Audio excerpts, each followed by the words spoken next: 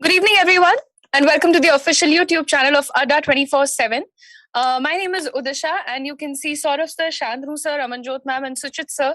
And in fact, I think in a bit, the others who belong to the team of the RBI Grade B batch will be joining us for this particular session. आज आप सभी लोगों को मालूम है कि RBI Grade B की complete notification जो है रिलीज हो चुकी है, जिस पर आई थिंक आपने एक elaborate session भी प्लान किया है around 6:30.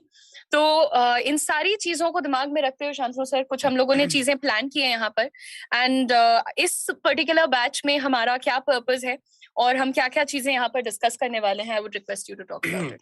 सिंपली जो मेरा पार्ट है भाई वो क्वांट का है, और क्वांट का अगर देखा जाए तो भले ही अगर मार्क्स के पॉइंट ऑफ व्यू से देखें तो वेटेज कम है, लेकिन जाहिर सी बात है कई बार होता है ना, बहुत छोटी छोटी चीजें भी अगर हम उसको इग्नोर कर दें तो नुकसान करती हैं। इसलिए हमें कंप्लीट फोकस करना होगा। जाहिर सी बात है कि कंपटीशन आपका उन सब से है कि जो ऑलरेडी ये चीजें कर चुके हैं, मतलब कि ऑलरेडी जो बैंकर्स भी हैं तो वो भी इसमें आपका मतलब कॉम्पीट करने वाले हैं। तो कंपटीशन लेवल अच्छा खासा होने वाला है, इसलिए अपनी तैयारी को पुख्ता रखें। कौन सेक्शन में एक एक पार्ट पे हम लोग, जैसे कि 3 सेगमेंट आपके होते हैं, स्पीड मैथ्स आपका, डीआई का पोर्शन हुआ आपका, अर्थमेटिक हुआ, तो वेटेज हमें देखना पड़ेगा। स्पीड मैथ्स पे कम डीआई, और जो हमारा अर्थमेटिक वाला पार्ट है उसका वेटेज ज्यादा है, तो हमें फोकस भी उन पे ज्यादा करना पड़ेगा। यही सारी चीजें हैं, हम लोग इस पर्टिकुलर जिस चीज के बारे में भी डिस्कशन कर रहे हैं। और जाहिर सी बात है एक और चीज ये कि हमने बार बार एक चीज कही कि ऐसा नहीं कि आप नोटिफिकेशन आने का वेट करें उसके बाद स्टार्ट करें अपनी प्रिपरेशन, राइट। तो जाहिर सी बात है हम लोग देखो यूट्यूब पे क्लासेस भी कंटिन्यू कर रखे हैं, नोटिफिकेशन आ जाए है, लेकिन मेरा इतना मानना है कि आपकी तैयारी चल रही है, बस उसको थोड़ा सा गियर बदलने की जरूरत है। एनहांस करने की जरूरत है, और उसमें एनहांसमेंट में हम लोग कहीं ना कहीं हेल्प कर रहे होंगे। एब्सोल्युटली। सो रीजनिंग का पार्ट बोला जाए या फिर इस पूरे आरबीआई ग्रेड बी एग्जामिनेशन का अगर बात करें, तो मेरा जो इसमें थॉट है या फिर मैं जो देखता हूँ इस एग्जामिनेशन को, वो बाकी की जितने भी बैंक एग्जामिनेशन है ना, जैसे कि एसबीआई पीओ है या फिर आईबीपीएस पीओ है, आईबीपीएस क्लर्क है, एसबीआई क्लर्क है, इन तमाम एग्जामिनेशन का जो मेंस का स्ट्रक्चर होता है क्वेश्चन पूछने का, या फिर जो एल्गोरिदम कह सकते हैं, जिस तरीके से वो सवाल पूछा करते हैं मेंस में, कुछ उस तरीके से इस एग्जामिनेशन का अपना फेज 1 है। बिकॉज फेज 1 एग्जैक्टली वही 4 सब्जेक्ट भी यूज करता है, पूछा करता है आपसे, जैसे कि रीजनिंग है या फिर क्वांट्स है, इंग्लिश है, और जीए का इन्वॉल्वमेंट यहाँ पर है। आउट ऑफ 200 मार्क्स एक बड़ा ही अच्छा है ये चीज, बिकॉज कई बार होता है कि आशीष से बोलते भी रहते हैं भाई कि हमारा जीए नहीं आता है फेज 1 में, तो ये एक बड़ा अच्छा एग्जामिनेशन भी है जहाँ पे 80 नंबर का सीधा जीए है। we never use we never find this type of thing कि हाँ कोई इन आरबीआई ग्रेड भी ही ऐसा एग्जामिनेशन है जहाँ पर कि हम लोगों को बड़े लेवल पे जीए और साथ ही साथ रीजनिंग को, दैट मींस कि 80 मार्क्स का जीए है और 60 मार्क्स का आपका रीजनिंग है। लेकिन मैं रीजनिंग के मद्देनजर अगर चाहूँ, मैं तो यही बोलूंगा हर एक एस्पिरेंट से जो आरबीआई ग्रेड भी सीरियसली देना चाहता है कि यार थोड़ा सा ना अपग्रेडेड लेवल पे, कॉम्प्रहेंसिव, इसलिए बैच का नाम देखिए कॉम्प्रहेंसिव बैच है, तो ऊपर के लेवल पे काम कीजिएगा, मतलब थोड़ा सा। एग्जैक्टली बिल्कुल सही कहा सर आपने कि जो फेज 1 है वो कहीं ना कहीं अमूमन जो हमारे फेज 1 होते हैं उस टाइप में नहीं है, जो अमूमन हमारे फेज 2 होते हैं, है ना, जो बैंकिंग नॉर्मल बैंकिंग एग्जाम के फेज 2 होते हैं, उस टाइप का कुछ यहाँ पे देखने को आपको मिलेगा। जैसे कि क्वांट सेगमेंट में अगर देखें, लास्ट ईयर जो हम लोग लास्ट ईयर की जो परीक्षा हुई थी क्वांट जो है आरबीआई ग्रेड पी की, तो उसमें आप देखेंगे तो आपको डेटा सफिशिएंसी, क्वांटिटी कंपैरिजन, ये सारी की सारी चीजें जो कि आपके प्रीलिम्स में नहीं पूछी जाती, अमूमन जो आपके फेज 1 के एग्जाम होते हैं वो चीजें आपको इस पर्टिकुलर एग्जाम में देखने को मिलते हैं। यानी कि हमें अपने जिस तरीके से हम लोग अमूमन फेज 2 के लिए जाते हैं कौन सेक्शन को लेकर के, उस तरीके से हमें यहाँ पे अभी से ही लगना पड़ेगा। एब्सोल्युटली। एंड यहाँ पर देखिए हमने 2 सेक्शंस की तो बात की है एंड आई थिंक काफी सारी चीजें प्लान्ड है। तो अभी यहाँ पर हम अमनजोत मैम और सुचित सर से भी बात करेंगे, लेकिन बिफोर दैट ये जो एक लाइन यहाँ पर लिखी है, build your nation build your career, ये आपके आरबीआई ग्रेड बी के ऑफिशियल सील के नीचे आपकी ऑफिशियल नोटिफिकेशन पर लिखी हुई है। एंड जैसा कि मैंने प्रीवियस सेशन में भी अभी थोड़ी देर पहले एक और सेशन किया था, वहां भी मैंने स्टूडेंट्स से कहा था कि आपका जो मोटिवेशन होता है, आपका जो एक एंथुजियाज्म होता है, वो आप इस जगह से ड्रॉ कर सकते हैं, because just look at it कि ये खुद आरबीआई आपको, और I sir, Suchit sir and ma'am, मैं आप लोगों का ध्यान यहाँ पर लेना चाहूंगी। It says in the notification that your future decisions are going to impact the development of your country, the economy of your country. So we understand the stature that this job, ये आप notification में इस तरीके की बातें बहुत कम लिखी जाती हैं, but अगर RBI लिख करके दे रहा है तो clear है that आपकी बहुत बड़ी opportunity है, आपके लिए बहुत बड़ी responsibility है. And therefore I think हमारी जो सारी team कहती है ना, I think अमनजोत मैम और प्रियांशु मैम का एक काफी अच्छा discussion था जहाँ पर लोगों ने यही कहा था कि एक disciplined mindset और एक डिसिप्लिन्ड अप्रोच का होना एब्सोल्युटली मैंडेटरी है. तो क्योंकि मैं अभी इंग्लिश का सेपरेट सेशन करके आई हूँ आरबीआई ग्रेड बी के लिए, I will be taking care of your English section, be it phase 1, be it your second phase descriptive English, and we have had multiple such discussions, but today I would like to now move to Amanjot ma'am and listen to her, what is her strategy for her section, and particularly which section are you ma'am going to address and help them tackle. First of all, good evening ma'am, good evening all of you. So जो section मैं आपका लेने वाली हूँ that is economic and social issues, जो आपका phase 2 में आएगा, and it involve both objective and subjective, यानी कि ESI का पैटर्न आप सबको पता है, RBI ऑलरेडी चेंज कर चुका है. So आपका ऑब्जेक्टिव क्वेश्चंस भी रहेंगे and आपकी सब्जेक्टिव क्वेश्चंस यानी कि डिस्क्रिप्टिव पार्ट भी रहेगा. बट सबसे पहले अपने सब्जेक्ट के बारे में बताने से पहले एक चीज मैं यहाँ पे ऐड करना चाहूंगी. जैसे मैम उदिशा मैम आपने ये लिखा build your nation build your career, तो I think RBI grade B या किसी भी कॉम्पिटिटिव एग्जाम में जब आप जा रहे होते हो तो सबसे पहले आपको अपना पर्पस फिक्स करना जरूरी है कि आप क्यों जाना चाह रहे हो उस पर्टिकुलर सेक्टर में, क्यों आप उस पर्टिकुलर एग्जाम को देना चाह रहे हैं. आपका एक ऑब्जेक्टिव होना चाहिए. अगर वो ऑब्जेक्टिव या पर्पस नहीं होगा तो in that situation it will be very hard कि आप कोई एग्जाम क्वालिफाई कर पाए. ना बहुत सारे स्टूडेंट्स ऐसे होते हैं, नोटिफिकेशन आया है, फॉर्म फिल कर दिया है, वो नोटिफिकेशन देखिए फॉर्म फिल करने वाला जो रोल था हमारा अब वो नहीं चल सकता. So we have to be make sure कि हमारा पर्पस क्लियर करें. जैसे आरबीआई ने अपना पर्पस क्लियर कर दिया कि हम आपको इसलिए सेलेक्ट कर रहे हैं because we want to build our nation, हमारे नेशन को बिल्ड करना चाहते हैं. जब आप as a RBI grade B officer work करेंगे तो जो चीजें आप जनरल अवेयरनेस में पढ़ रहे हैं, फाइनेंस में पढ़ रहे हैं, या आप इकोनॉमिक एंड सोशल इश्यूज में पढ़ेंगे, प्रैक्टिकली आप उनसे डील करने वाले, आप प्रैक्टिकली डील करने वाले हो कि मॉनेटरी पॉलिसी का एक्चुअल में जो कमेटी फॉर्म कर रही है वहां पे आपको बैंकिंग की रिपोर्ट प्रोवाइड करनी पड़ेगी, बैंकिंग के एनुअल स्टेटमेंट्स को आपको स्टडी करके बताना पड़ेगा कि क्या आपके एक्चुअल इकोनॉमिक की सिचुएशन है. तो ये आपका वर्क रहेगा इन आरबीआई. सो जैसे आरबीआई ने अपना पर्पस यहाँ पे डिफाइन कर दिया कि हम आपको इसलिए लेने वाले हैं बिकॉज वी वांट कि आप हमारी हेल्प करें नेशन को बिल्ड करने में, वैसे ही आपका एक पर्पस होना चाहिए कि क्यों आप आरबीआई ग्रेड बी में जाना चाह रहे हो. जब तक वो पर्पस क्लियर नहीं होगा तब तक आप उस शिद्दत से काम नहीं कर पाएंगे, प्रिपरेशन नहीं कर पाएंगे जो जरूरी है आरबीआई ग्रेड बी के लिए. ठीक है, तो अब बात करते हैं ESI economic and social issue subject की. तो इस सब्जेक्ट में जैसे कि मैंने आपको बताया आपको यहाँ पे कवर करना होगा दोनों चीजें, आपका ऑब्जेक्टिव भी और सब्जेक्टिव भी. नाउ फेज 2 में आपका ईएसआई आने वाला है, ये सोच के अभी इसकी प्रिपरेशन को आप नहीं रोकेंगे बिकॉज कॉम्प्रिहेंसिव बैच हम लेकर आ रहे हैं. और इसका रीजन बिहाइंड यही है क्योंकि जब भी आप आरबीआई ग्रेड बी की प्रिपरेशन कर रहे हो तो जो जनरल अवेयरनेस का सेक्शन आप पढ़ रहे हो वो जनरल अवेयरनेस सेक्शन आपको हेल्प करता है आपके ईएसआई सेक्शन में एंड फाइनेंस सेक्शन में. सिमिलरली जो आप फाइनेंस और ईएसआई में पढ़ोगे वो आपको हेल्प करेगा आपके जनरल अवेयरनेस सेक्शन में. तो इट इज ऑब्वियस कि आपको क्या करना है, आपको फेज 1 फेज 2 दोनों को साथ में लेकर चलना है. नाउ ईएसआई सब्जेक्ट में जो हम कवर करने वाले बेटा हम कवर करेंगे बोथ. हमारा ईएसआई सब्जेक्ट भी जो है वो 3 पार्ट्स में डिवाइडेड है. फर्स्ट आपका स्टैटिक इकोनॉमिक्स हमें कवर करना होगा और स्टैटिक इकोनॉमिक्स इसलिए कवर करना जरूरी है because you know descriptive part आपका वहां पे है. डिस्क्रिप्टिव के साथ साथ जब आप ईएसआई का करंट अफेयर्स पढ़ोगे तो आपको वो टर्मिनोलॉजीज क्लियर होनी चाहिए पहले से कि जिस पर्टिकुलर न्यूज को हम पढ़ रहे हैं वहां पे अगर बात की गई है एफआरबीएम एक्ट की या वहां पे बात की गई है एनएसएफआई की तो ये होता क्या है. तो बेसिक स्टैटिक आपको कवर करना पड़ेगा. देन सेकेंड आपको कवर करना है ईएसआई करंट अफेयर्स, जहां पे मैंने बहुत बार अपने सेशन से बताया कि कौन कौन से टॉपिक्स आपके बहुत इंपॉर्टेंट है वो आपको कवर करने. एंड थर्ड होता है आपका डिस्क्रिप्टिव राइटिंग. प्रैक्टिस आप अभी से स्टार्ट कर दो. ये नहीं सोचना है कि बिकॉज आपका फेज 2 होगा, आपका मई में जो है फेज 1 है वहां पे कोई भी डिस्क्रिप्टिव नहीं है, ये सोच के काम नहीं करना है. आपको काम करना है ये सोच के कि डिस्क्रिप्टिव वीक में एटलीस्ट आप 2 to 3 क्वेश्चंस की प्रैक्टिस अभी से करना स्टार्ट कर दो बिकॉज आरबीआई का मैम जैसे हम जानते हैं वर्ड लिमिट बहुत ज्यादा होती है. 90 मिनट्स आपको दिया जाता है, वर्ड लिमिट बहुत है. और जब आप एग्जाम में जा रहे होते हो तो ऑलरेडी आपका एग्जामिनेशन हॉल का एक स्ट्रेस रहता है जिसके कारण आपकी स्पीड कम होती है, आपकी थिंकिंग एबिलिटी थोड़ी सी कम हो जाती है. तो वो अगर आप अभी से प्रैक्टिस नहीं करोगे तो बहुत हार्ड हो जाएगा आफ्टर फेज 1 कि आप ईएसआई में या एफएम में या इंग्लिश में आप क्या कर पाओ, अपना स्पीड मेंटेन कर पाओ और आंसर टू द पॉइंट लिख पाओ. सो आई वुड सजेस्ट कि ईएसआई की प्रिपरेशन करने के लिए जनरल अवेयरनेस का सेक्शन जो है आपका, फाइनेंस का सेक्शन जो है, ईएसआई, इन तीनों को कंबाइन करके प्रिपेयर करो.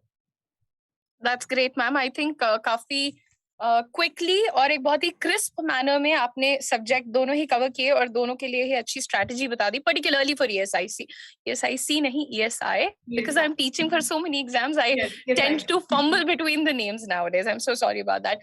However, जैसा कि मैम ने यहाँ पर कहा, आपको वर्ड लिमिट वगैरह के लिए भी बहुत ज्यादा वेल प्रैक्टिस्ड होकर जाना पड़ेगा, and also particularly if I talk about the English descriptive part, तो ये जो एक लेट अस से इलॉजिकल बैंटरिंग होती है एसे राइटिंग के टाइम या प्रेसी के टाइम या any kind of answers if you are writing, और उसमें आप इलॉजिकल बैंटरिंग, क्योंकि आपको अंग्रेजी आती है तो इसका मतलब ये नहीं है कि आपके पास वो कीवर्ड्स हैं जो कि आपको इवेंचुअली नंबर दिला सकते हैं. So you need to start working on that and you need to keep it in mind कि देखो 28 मई ये जो आपका डेट है, 28th मई एंड 25th जून, ये दोनों में बहुत ज्यादा गैप नहीं है, इसमें बहुत ज्यादा गैप नहीं है. और फेज 1 से फेज 2 के लिए सिर्फ इतने कम समय में प्रिपरेशन हो सकती है, क्या हो सकती है या नहीं हो सकती है, इसका जवाब मैं सुचित सर से लेना चाहूंगी कि सर क्या ये जो इतना सा टाइम है, will it be possible for our candidates and aspirants to clear the exam or maybe go to phase 2 with this much time? देखिए, अगर हम लोग बात करें, होपफुली मेरी आवाज आ रही होगी. सबसे पहले very good evening to all of you.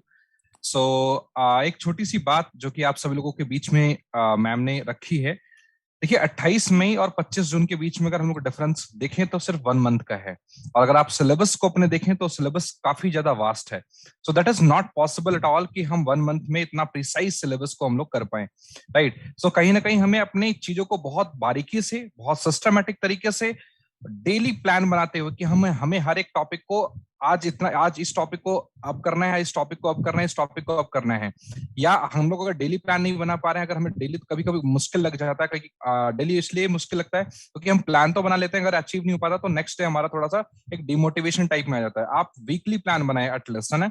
अगर आप वीकली प्लान बनाते हैं और फिर अगर आप उस वीकली प्लान को अगर अचीव कर पाते हैं तो कहीं ना कहीं आपको एक सिस्टमैटिक तरीके से चीजों आपने सिलेबस को कवर अप किया, तब जाके कहीं ना कहीं आपको लगता है कॉन्फिडेंस लेवल बिल्डअप हो पाता है कि ठीक है, हमने यार अपने प्लान्स के अकॉर्डिंग हमने अपने सिलेबस को कंप्लीट किया, अब हम क्वेश्चंस को भी कर पा रहे हैं, अब कहीं ना कहीं हम एग्जाम को अच्छे तरीके से दे पाएंगे. तो वो जो कॉन्फिडेंस लेवल होता है ना, वो आपको काफी अच्छा लर्निंग आउटकम भी निकालता है और साथ के साथ एग्जाम को क्रैक करने के लिए काफी ज्यादा हेल्पफुल होता है. अब बात रही कि हमारे जो सिलेबस है, जैसा कि अगर मैं अपनी बात करूं, सो मैं सुचित शुक्ला आप सभी लोगों के लिए मैं FM पढ़ाऊंगा, financial management. So financial management की बात करें तो देखिए, फाइनेंशियल मैनेजमेंट एक अपने आप में बहुत टेक्निकल सब्जेक्ट है, राइट. तो आप सभी लोगों को उसमें अगर देखोगे तो सारे ऐसे टॉपिक्स हैं जो आप अगर करंट से अपडेट नहीं रहोगे तो आपको दिक्कत आने वाली है. ये बात जो मैं अभी बताने वाला हूँ, ये मैंने बहुत पहले भी मैंने बताया था कि इसमें ऐसी बहुत सारी, जैसे अगर हम लोग बात करें हमारे पास जो भी फाइनेंशियल इंस्टीट्यूशन है, जैसे नाबार्ड है, SEDBI है, एक्जिम है, तो इनके हर एक, अगर हम लोग बात करें हर मंथ पे या हर 2-3 महीने पे इनकी नई कुछ पॉलिसीज या नई कुछ मतलब की नीति आती रहती है. अगर हम उनको डे बाय डे या हम लोग अगर उनपे अपडेट नहीं रहेंगे ना, तो उसी से रिलेटेड अगर हमारे एग्जाम में क्वेश्चंस आते हैं तो हम नहीं कर पाते. हम उन सारे पुराने PDF, सारे पुराने कंटेंट, सारे पुराने डेटा को हम लोग लेके रट के और उसी नोट्स को लेके हम लोग बैठे होते हैं. आपको जो 4 ऑप्शन मिलेंगे ना, जो MCQ की बात कर रहा हूँ, ऑब्जेक्टिव की बात करूँ, जो 4 ऑप्शन मिलेंगे ना, वहां पे आपका पुराना भी ऑप्शन होगा और नया भी होगा. आपके पास तो पुराना कंटेंट है, आप तो पुराना वाला आंसर टिक करके आ जाओगे, मगर आप तो बहुत खुश होगे, बट आप लास्ट में जब देखोगे, ओ हो यार, तो हम तो मतलब अपडेट नहीं थे. हमने पढ़ाई की, हमने बहुत अच्छे तरीके से पढ़ाई की, हमने मतलब लगातार तरीके से हमने अच्छे तरीके से सब चीज किया, बट हम अपडेट नहीं रहे, हम अपनी चीजों को हमने अपडेट नहीं किया. ये सबसे बड़ी मिस्टेक होती है. तो जो भी हमारे पास जो टेक्निकल सब्जेक्ट है, इकोनॉमिक एंड सोशल इश्यूज भी अपने आप में काफी टेक्निकल सब्जेक्ट हैं. आप हर एक कॉन्सेप्ट, हर एक जो भी हमारे पास पॉलिसीज होती हैं, चाहे RBI की हो, चाहे किसी फाइनेंशियल इंस्टीट्यूशन की हो, चाहे आप सभी की, मतलब कोई भी हमारे पास, चाहे कोई भी इंटरनेशनल इंस्टीट्यूशन की हो, आप उन सभी के सारे टॉपिक से बिल्कुल अपडेट रहें, जिससे कि आपके कोई भी क्वेश्चंस जो हैं वो गलत ना हो. ठीक है, क्योंकि इसमें आप सभी लोगों का जो एक लेवल होता है वो काफी अच्छा लेवल होता है. कोई ऐसा नहीं होता कि स्टैटिक क्वेश्चन जो होता है हमारे फाइनेंशियल मार्केट में आप सभी लोगों को बिल्कुल भी देखने को नहीं मिलेगा. आपका जब तक किसी भी कॉन्सेप्ट का लॉजिक क्लियर नहीं होगा कि ये अगर इस फॉर एग्जांपल इसका ये रेट है तो ऐसा रेट है क्यों. अगर हमने भाई अगर फॉर एग्जांपल CRR की बात करें, कैश रिजर्व रेशियो की बात करें, CRR का रेट जो है 4% से 3% पैंडेमिक में कर दिया गया था, अभी तो फिलहाल 4% है. तो ये 4 से 3% किया क्यों गया था, ये बताइए. हम लोग यहाँ पे SSC वाली तैयारी नहीं कर रहे हैं, कि भाई ये रेट है कितना, इस टाइप का क्वेश्चन नहीं, भाई ऐसा है क्यों और क्यों किया गया, इसके पीछे रीजन क्या है। जब तक आप लोग इस तरीके की चीजों को नहीं पढ़ेंगे तब तक आपको समझ में नहीं आएगा। होपफुली आप सब लोगों को ये बात आप सब लोगों को समझ में आ रही होगी। तो आप सभी लोग बिल्कुल अपने सब्जेक्ट को अपडेटेड कंटेंट के साथ काफी सिस्टमैटिक तरीके से बिल्कुल वीकली प्लान के साथ आप लोग कंप्लीट करें, जिससे कि आपके अंदर एक अच्छा सा कॉन्फिडेंस लेवल बिल्डअप हो सके। और साथ के साथ जितने भी कॉन्सेप्ट करें आप उन पे क्वेश्चन करना ना भूलें, क्योंकि जब आप क्वेश्चन करते हैं तब आपको पता लग पाता है कि ये कोई भी क्वेश्चन किस तरीके से होगा, हमारा जो हम कंटेंट कर रहे हैं उस कंटेंट का हम कितना पार्ट कर पाए। ठीक है, सो ये एक छोटा सा हमारे पास, अगर हम लोग बात करें प्रिपरेशन स्ट्रैटेजी, तो और आप सभी लोगों को पता ही है कि आरबीआई ग्रेड बी का बैच आया भी हुआ है और हम लोग पर डे डेली यूट्यूब पे सेशन भी कर रहे हैं। पूरी टीम हमारी जो अड्डा 247 की टीम है, आप सभी लोगों के लिए per day RBI grade B के डिफरेंट टॉपिक्स का सेशन कर रही है। आप सभी लोग देख भी रहे होगे और आप सब बहुत सारे ऐसे स्टूडेंट हैं, उनको काफी अच्छा फील हो रहा है कि हाँ उनके अंदर मतलब काफी अच्छा एक कॉन्फिडेंस लेवल का फील हो रहा है कि हाँ ठीक है, मतलब हमें मजा आ रहा है कि हम कॉन्सेप्ट को सीख पा रहे हैं और हम कॉन्सेप्ट कर भी पा रहे हैं। सो होपफुली आप सभी लोग जरूर आएंगे और जरूर सेशन का काफी ज्यादा एंजॉय लेंगे। All right, thank you so much सुचित सर। एंड काफी एक बहुत ही अच्छा पॉइंट जहां पर हम लोगों ने बात की कि यार वीकली अपने लिए आप टारगेट सेट करिए and once you start achieving them then eventually you will have that kind of gratification as well as the confidence to deliver the final performance with a feeling that yes I am somebody who is very capable। उसको अपना मालूम है कि क्या पढ़ के आए हैं, हम कोई अंधों वाला तीर चलाने नहीं जा रहे हैं। तो that is a very very important thing. लेकिन यहाँ पर एक दो सवाल हैं जो इम्पोर्टेंट है हमारे लिए। क्या 60% ग्रेजुएशन ही चाहिए क्या? तो आपको बता दें कि अगर आप जनरल कैटेगरी से हैं तो ग्रेजुएशन, अगर आपने सिर्फ ग्रेजुएशन किया है तो 60% चाहिए, लेकिन अगर आपने ग्रेजुएशन के साथ साथ पोस्ट ग्रेजुएशन भी किया है तो फिर या तो ग्रेजुएशन में 60% रखो या तो पोस्ट ग्रेजुएशन में 55% रखो। Of course the reserved categories के लिए डिफरेंट हैं चीजें। यहाँ पर एक और स्टूडेंट है जिन्होंने पूछा है कि मैं हिंदी ऑनर्स कर रही हूँ और फर्स्ट ईयर में हूँ, क्या अप्लाई कर सकती हूँ? जी बिल्कुल नहीं कर सकती, क्योंकि आपके पास मिनिमम ग्रेजुएशन होना चाहिए।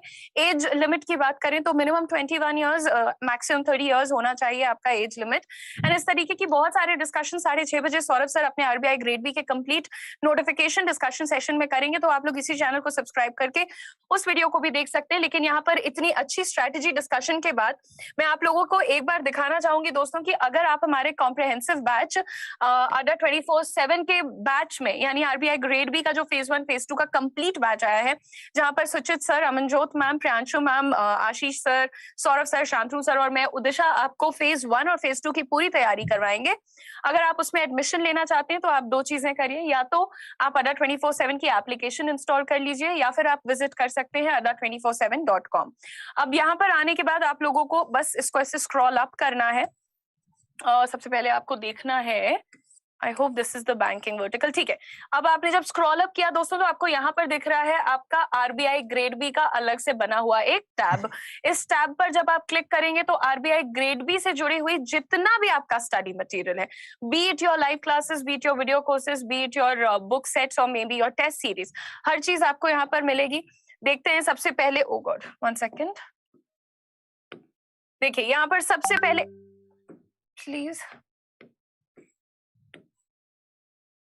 ओके, सो फाइनली सबसे पहले बैंक महापैक प्लस है आपके पास, जिसके अंदर आपको आपकी सारी live classes, video courses, test series सब कुछ मिल जाती हैं। RBI grade B, NABARD grade A etcetera, ये सब कुछ आपको इसके अंदर मिल जाता है। लेकिन if you are an aspirant only for RBI grade B examination, this is your complete batch दोस्तों। ये आप इस पर क्लिक करके देख सकते हैं, आरबीआई ग्रेड बी का कंप्लीट बैच है।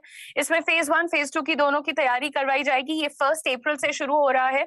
इसमें आपका कंप्लीट, देखिए पहले आपको बता रहे हैं कि कौन कौन से सेक्शंस जो है कवर हो रहे हैं, और जस्ट 1 सेकेंड, उसके साथ साथ अगर आप इसको स्क्रॉल अप करके देखें तो यहाँ पर सब्जेक्ट वाइज आपको स्टडी प्लान्स भी दिख रहे हैं। Do make sure, by the way, just make sure that you do check out the study plan in order to have that confidence that yes, my mentors, my teachers and the batch is going to cover the syllabus. So make sure you take out time and check out the entire batch। और batch में admission लेने के लिए अगर आप price पर नजर डालेंगे तो the price is 11,999, but click on view offers और अपना email ID वगैरह आपसे एंटर करने को बोलेगा। Once you do that, यहाँ पर आपको एंटर कूपन कोड का ये जो ब्लैंक दिख रहा है, यहाँ पर इसमें आपको एंटर करना है RBI 2022। ठीक है। सो RBI 2022 this is your code, आप इसको अप्लाई करें और जो चीज पहले आपको अराउंड 12,000 रुपीज में अवेलेबल थी, now that's available for 2,759 rupees only. जितने भी स्टूडेंट्स हमारे साथ यहाँ पर जुड़े हैं वो इस बैच में एडमिशन जल्द से जल्द ले लें, because the batch is going to start within like 2-3 days, 1st of April by the way। सो आप सभी लोगों को दोबारा से कोड बता देती हूँ मैक्सिमम डिस्काउंट के लिए, RBI 2022। ठीक है, नोटिफिकेशन आपकी कंप्लीट आ चुकी है। एक यहाँ पर हम लोगों ने अच्छा खासा कॉम्प्रिहेंसिव स्ट्रैटेजी डिस्कशन भी किया है, पूरी टीम जुड़ी थी। फिलहाल हमारे इस वीडियो को देखने के लिए, हमारे साथ जुड़ने के लिए बहुत शुक्रिया। जाने से पहले वीडियो को लाइक, चैनल को सब्सक्राइब करिएगा। हम फिर मिलेंगे एक बेहतर और बेटर सेशन के साथ। Thank you.